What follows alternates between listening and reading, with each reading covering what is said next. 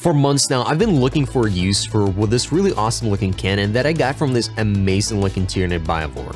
And I thought, what better way to make use of it than to create a really awesome looking mini diorama / objective marker that I can actually use in game. For which I'll need this massive amount of milliput, and my milliput looks a little bit disgusting, but I hope it works still the same. I've had it for quite some time, however, I could never really get used to using it long term, so I don't really have much experience with it. Sculpting has always been one of the areas that I've been wanting to improve my skills, but it's just something I haven't really gotten into. And milliput is definitely much more difficult to use than green stuff because it tends to get really chalky and break up very easily.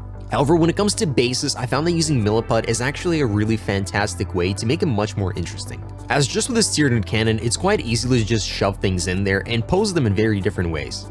Now, the idea I had for this base is that this is actually a Tyranid probe that has landed on a base occupied by some Votann who are mining nearby. And one of these unfortunate souls has ventured a little bit too close to it.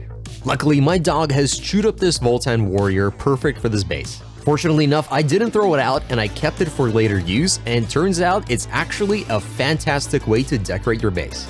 As I only have half a Votann, I'd like to imagine that this probe has already consumed this Votann and all that's left is just this empty shell, like some unfortunate turtle that came across a crane that was a little bit hungry. Next up, I decided to experiment with some of these sculpting tools that I bought quite a while ago but haven't really gotten to use. I wasn't trying to sculpt anything specific or create anything pretty, it was more just as a way to get my practice in and just get a feel for how it feels sculpting milliput with these tools. The most interesting thing I found out is the fact that if you add a little bit of water, it's a lot easier to sculpt milliput and work with it much easier. While my lack of skill prevented me from sculpting anything good on this base, it did give me an opportunity to use the soft edge to give it a much smoother trim. As I've had a little bit of milliput left, I decided to add some water to it.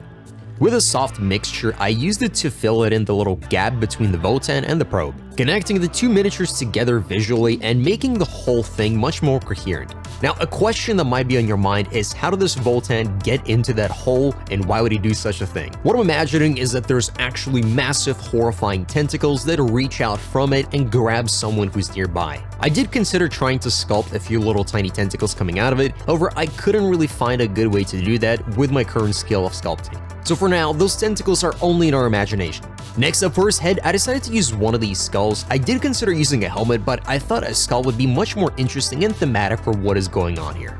These are technically human skulls, but I think that Votann and human skulls are similar enough that on this tiny base, it's not going to be noticeable.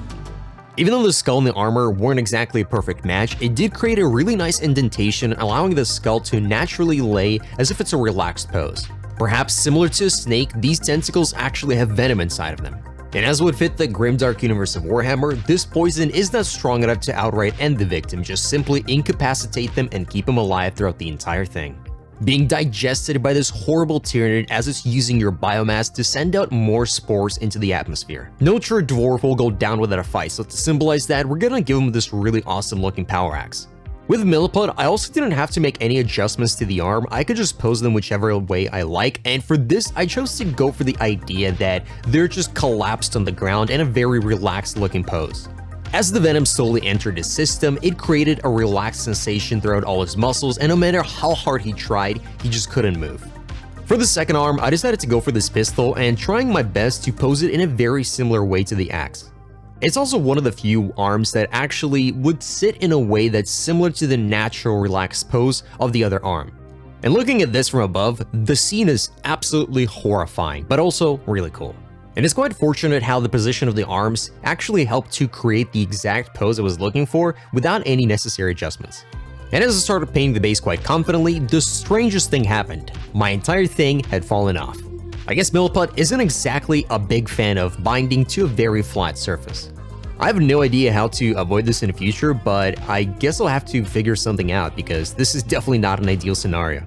Re-gluing it wasn't really much of a problem, however, I definitely couldn't exactly get the exact perfect flush fit that I had previously. It was a little bit disappointing, but these things happened, and I'm just glad nothing actually broke during the fall. After finishing on the base, I decided to go with this very cold looking gray for the Votann armor. The idea I want to reinforce with this color is that the Votann armor is this very technological, advanced, and cold looking thing. However, the Tyranid is going to be much warmer organic colors. For the shaft of the probe, I decided to go with this very desaturated green color. For the chitin, a very warm turquoise color that's also very dark. I wanted to keep the desaturated tone of this chitin armor and the Tyranid in general, so I went with this very interesting ice yellow for my highlights, blending the two colors together and slowly transitioning upwards.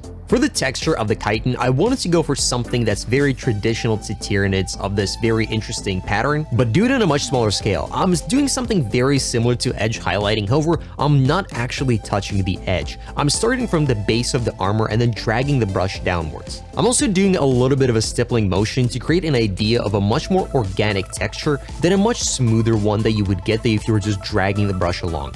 For the organic portion of the probe, I also decided to use ice yellow to highlight it. To create a different texture from the chitin, I decided to use a lot more water and create much smoother transitions between the highlights, hopefully providing a loose illusion that this is almost like a skin-looking texture that is being stretched to its limits. I then used some plague bear flesh to essentially glaze over the flesh portion of the area to create a much more saturated color. Afterwards, I moved back onto highlighting Votann, which I just simply used pure white. When using white to make a color brighter, it does desaturate it and make it much colder, which is the exact thing I wanted from my armor. To create some additional visual interest on the Votann, I created this red streak on a shoulder pad. And for my chosen metallic, I went with a bronze color as I think it pairs really well with Votann. For dwarves in general, when I think of a metal that I associate with them, it's always bronze, and I can't explain why, but it just always is. I proceeded to mix additional white into my gray color because as the color would be drying, it'd get much darker than what I actually intended it to be. And from this step on, everything went horribly because I decided to use a very saturated bright red color on these satchels, and it just looked terrible. Now, it looked terrible not because it looked bad, because I think it actually looked really cool, but the problem was it was so bright and saturated, it completely dragged the attention away from everything on the model and just focused it entirely on that bright red. So I decided to start over and I just airbrushed on some purple ink over that area. If you notice a slight color shift on the entire miniature, that's because I also used some matte varnish, which shifts the color quite a bit. Now for my satchel, I decided to create this illusion of a very light OSL, and for that, I'm using a Warlord Purple from Vallejo. I don't have a lot of experience with OSL, especially OSL that looks good and on such a large scale, so I decided to take this moment to practice and give an illusion of something that is also very interesting. However, unfortunately, just like the red, ended up making this color far too saturated, and it sort of ended up taking all the attention away from the miniature. However, after I finished making this little green watch, I thought I was done with this project. I left it on my desk and started editing the video. But the miniature just didn't sit right with me, so I decided to give it another go. However, I didn't want to start over the entire process. I wanted to see if I could make slight adjustments to the miniature as it is already and make it a little bit better. Since by this point I felt like I've already ruined the miniature by going with such a bright color, I decided to at least try to make the OSL effect look a little bit better. So I tried using this Warlord Purple and achieved the maximum saturation I could get with an airbrush. As the paint was very transparent and not entirely opaque, it took a very long time to achieve a pure saturation. From this point on, I decided to try to do some additional highlights by applying them to the specific edge right around the highlighted area. Then I experimented by adding a few bright veins as if the light is coming from them. However, the effect wasn't really coming the way I wanted to, so I ended up covering them up. I also experimented by using a much darker purple color as if the light is getting scattered and it's much darker in those areas. And I think that actually helped to create the idea of dark shadows on the light much better. To get rid of the single monotone color I had, I also added a little bit of white to create the idea that this is the source of the illumination. Then with a little bit more white paint going into the edges of the recesses to create the illusion that the light is the most concentrated at that area. After that, unfortunately the battery on my camera died, so I wasn't able to record the rest of the process. However, I did my best to make the rest of the miniature much brighter and more saturated, hopefully matching the much brighter aesthetic of the OSL. And with that, the miniature was done. Thanks for watching.